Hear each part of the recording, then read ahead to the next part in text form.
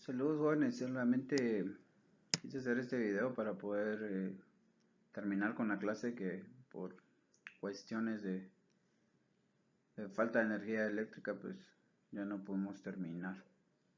Iniciamos con la primera pregunta que dice ¿cuál fue el evento que dio inicio al arte paleocristiano? Pues en realidad fue la muerte de Cristo Jesús, porque ahí fue donde inició todo el arte paleocristiano.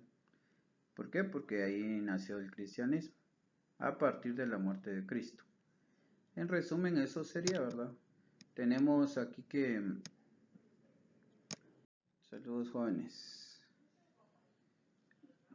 Pues debido a que nos quedamos a media clase, pues voy a seguir y recapitulando un poco. La pregunta número 1 dice ¿cuál fue el evento que dio inicio al arte paleocristiano? La verdad es de que esa respuesta es el evento que dio a luz al arte paleocristiano fue la muerte de Cristo. A partir de la muerte de Cristo, pues empezó el cristianismo y ese es el origen de este periodo artístico que se extendió durante 6 siglos, los primeros 6 siglos de nuestra era.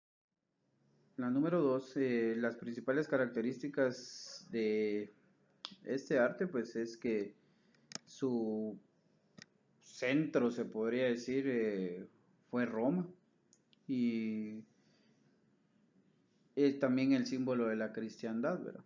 Entonces en la clase podemos escuchar un poco al respecto de eso. Roma es la ciudad donde el arte paleocristiano tiene su mayor desarrollo. Y eh, antes del año 313 el arte paleocristiano era clandestino. Entonces, de una vez respondiendo la número 3, tenemos que el arte paleocristiano se centraba, antes de que se estableciera en Roma, se centraba en Jerusalén, en las tierras santas en Israel. En el número 4 vamos a dividirlo en arte paleocristiano de la clandestinidad o de la persecución y el periodo del gran arte paleocristiano. Hablamos que se le dice clandestino, pues los judíos, se podría decir, eran los que profesaban el cristianismo, pero los romanos los perseguían a morir, se podría decir. Entonces, para que no los mataran, ellos hacían todos sus servicios religiosos de manera clandestina, escondiéndose del imperio romano, para que así no atentaran contra su vida. Aunque en este periodo también hubo muerte de mártires, ¿verdad? Que profesaban la fe en Cristo Jesús y entonces los romanos los mataban. En el segundo periodo del arte paleocristiano se conoce como el gran arte paleocristiano. Aquí hablamos de que era porque el emperador Constantino vino y recibió en cierta manera una revelación que vio una cruz y que le dijeron que la cruz era el símbolo por el cual iba a ganar todas sus batallas y entonces él se convirtió ahí sí que a la religión cristiana y entonces en el año 380 se convierte el cristianismo en la religión oficial del Imperio Romano.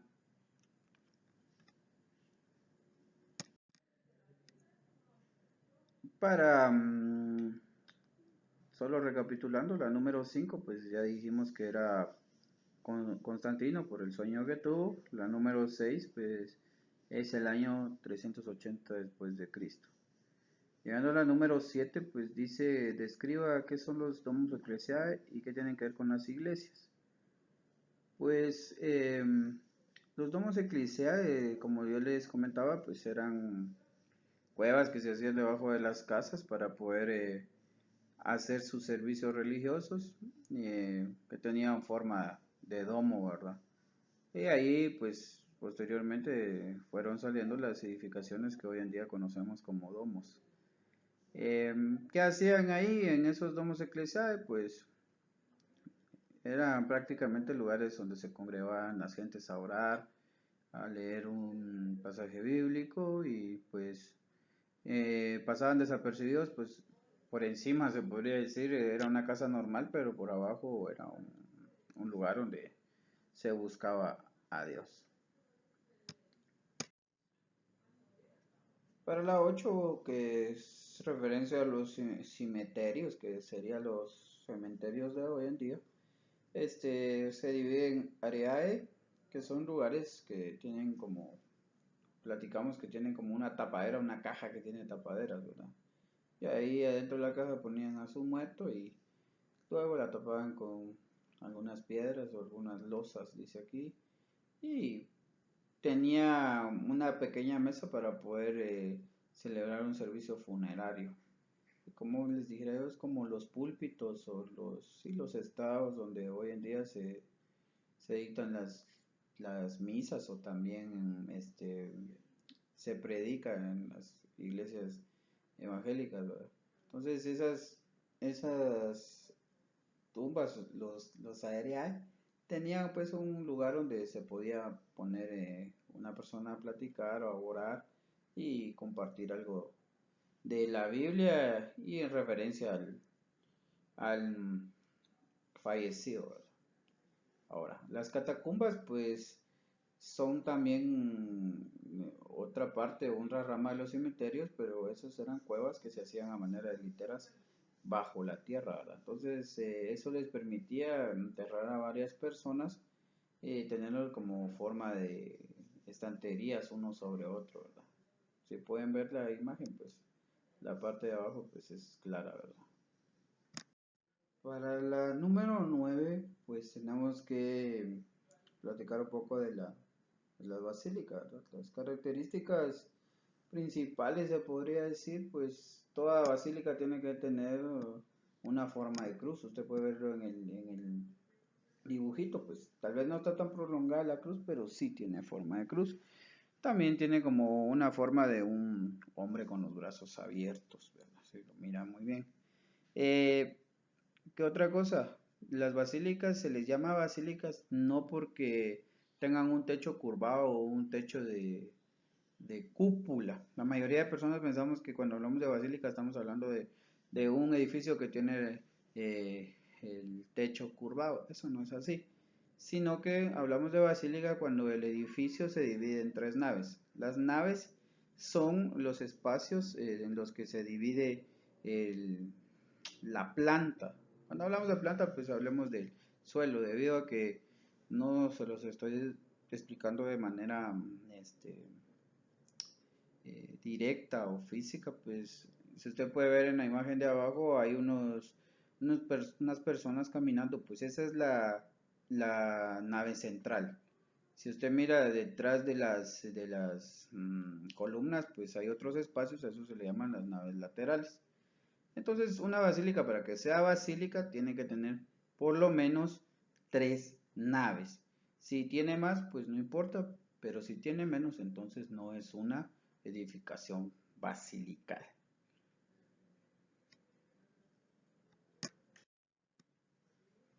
Ahí se hace referencia al martirio, ¿verdad? El martirio, pues, no era más que edificaciones en los que se colocaba el cuerpo de las personas que murieron por causa de Cristo. Hoy en día pues hay varios martirias, principalmente en Europa y también en algunos lugares de Turquía, de Israel y otros países europeos también. ¿Qué era lo que hacían ahí? Se decía que ahí estaba el cuerpo de algún apóstol o de algún predicador, un profeta usado por Dios o por Jesús, entonces lo que hacían era que ahí ponían los restos de ellos. Se creía pues de que al tener los restos ahí de los mártires, por eso se llama mártir, que es un mártir, mártir es alguien que muere por la causa de Cristo. ¿Qué es la causa de Cristo? Pues por predicar el evangelio, por predicar las enseñanzas de Cristo. Entonces, la mayoría de mártires pues murieron antes de que se convirtiera en una religión oficial del cristianismo para Roma. Pero al tener ahí a los cuerpos de estos mártires, pues se creía pues que tan solo con el hecho de ir y visitar esos lugares, pues se puede recibir un milagro, ¿va? Es como un amuleto, se tiene esos lugares como un amuleto. Hay lugares donde tienen los dientes, otros tienen un dedo, otros tienen un, una porción de cabello de algún personaje que se dice que tuvo relación directa con el cristianismo y que fue muy famoso y pues se hacen las peregrinaciones hacia esos lugares creyendo que ahí se va a obtener un milagro con la visita a esos martirios. Existen dos tipos, el de Occidente pues siempre va a tener una forma de cruz griega y el de Oriente va a tener una forma circular. Si usted se da cuenta, en este ejemplo pues tenemos dos que tienen forma circular.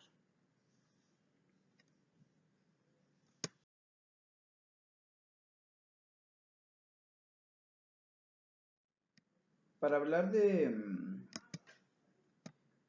la escultura paleocristiana que es referente a a la 11, la escultura, debemos de decir que antes del siglo III hasta el año 300 más o menos, 330, no existían muchas porque en la Biblia dice pues de que el hombre no debe de hacerse imágenes de ningún tipo, ni de hombres, ni de nada que esté en el cielo, ni de nada que esté en la tierra, ni de animales.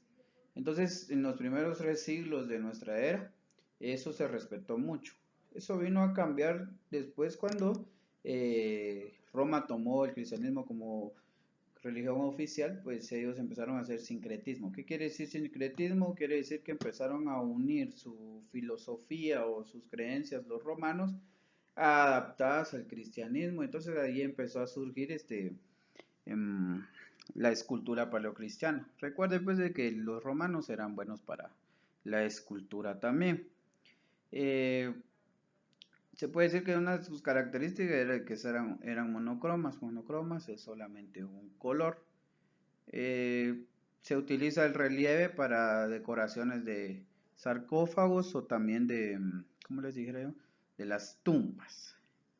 Eh, las figuras siempre están frente al espectador. Es como que si la escultura me estuviera viendo a mí, que yo la estoy viendo.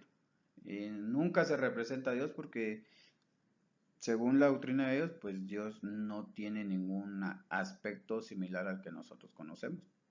Entonces, por lo tanto, no se eh, representa a Dios, tampoco se representan personajes desnudos, pues también atenta contra la moral y la doctrina, ¿verdad?, del cristianismo. La escultura más representativa de este periodo, se podría decir, pues fue el Buen Pastor, que nos está mostrando una imagen donde el rey David, cuando todavía era pastor, pues llevaba una oveja en sus hombros, haciendo referencia pues de que a veces nosotros necesitamos que alguien nos lleve en los hombros y que el pastor es Cristo, ¿verdad? En la número que sigue, ¿verdad? Que creo que es la número 12, pues las características principales de la pintura pues era que el principio posterior a la muerte de Cristo pues era una decadencia de la pintura romana. Así tenemos que mencionar que el arte que precedió a este fue el romano, ¿verdad? Entonces era como que la pintura romana en decadencia. Eh, la técnica principal que utilizaban era el fresco porque siempre era utilizado en decoraciones de tumbas o de catacumbas o de las edificaciones arquitectónicas donde ellos realizaban sus cultos religiosos. Ahí era donde ellos podían pintar porque no podían hacerlo fuera de esos recintos, ¿verdad? ¿Qué era lo que pintaba? Pues temas de las escenas bíblicas, porque no, en ellos no querían representar a un personaje, lo que querían hacer era representar un mensaje.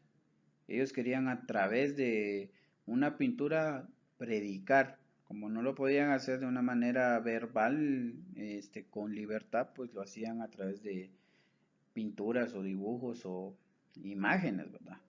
Eso creo que este arte se volverá un arte con mucha simbología. Por ejemplo, tenemos la cruz que representa a Cristo, tenemos la palomita que representa el Espíritu Santo, tenemos un ave fénix que representa la resurrección.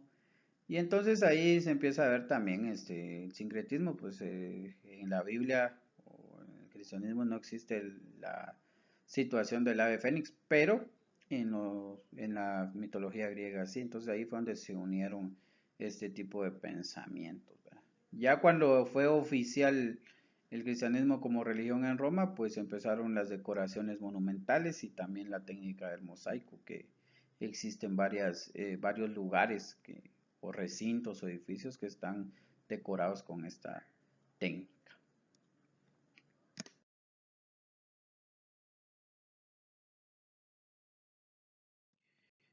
Para la última pregunta, se podría decir, o la número 14, pues usted tiene que elegir uno de los símbolos que aquí se le presentan, ¿verdad? Puede ser el pez, puede ser por ejemplo, la cruz, puede ser la palomita, puede ser un símbolo que usted le llame la atención que usan los cristianos, ¿verdad? Em, Existen varios.